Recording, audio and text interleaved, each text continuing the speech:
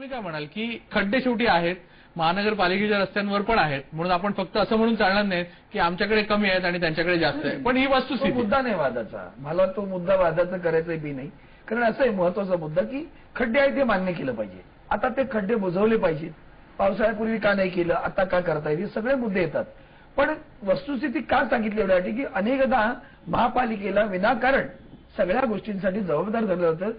सर्वसामान्य जनतेला जसं आपण म्हणालात की हा रस्ता योग्य असावा एवढंच वाटतं, त्याला हे कळत नाही की हा महानगरपालिकेचं आहे, हे MMRDचं काम चाललंय, हा सार्वजनिक बांधकाम खात्याकडे, त्याला काहीच माहिती नसतं ना विचारायला.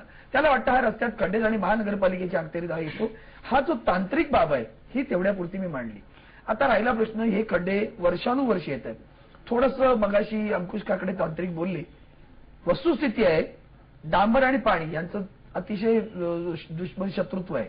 आपल्याकडे जेव्हा हे काम केलं जातं, बरोबर आहे, पावसाळ्याच्या अगोदर केलं पाहिजे.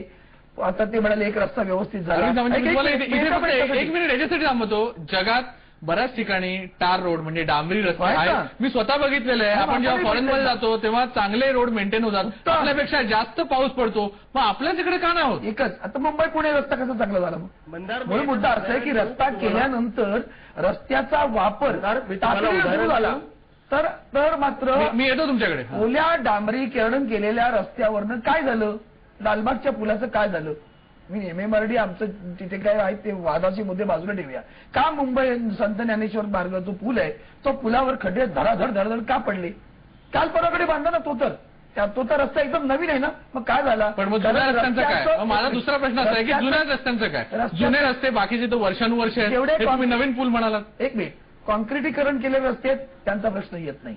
जे डांबरीकरण रस्ते केलेले आहेत त्यांचा पिरियड संपला का, त्यांचा हमी कालावधी संपला का, हा एक महत्वाचा मुद्दा आहे. असे किती रस्ते आहेत की ज्यांचे गॅरंटी पिरियड संपलेले आहे, ज्याला DLP म्हणतात त्यांच्याकडे, त्या DLP प्रमाणे ते रस्ते केलेले आहेत.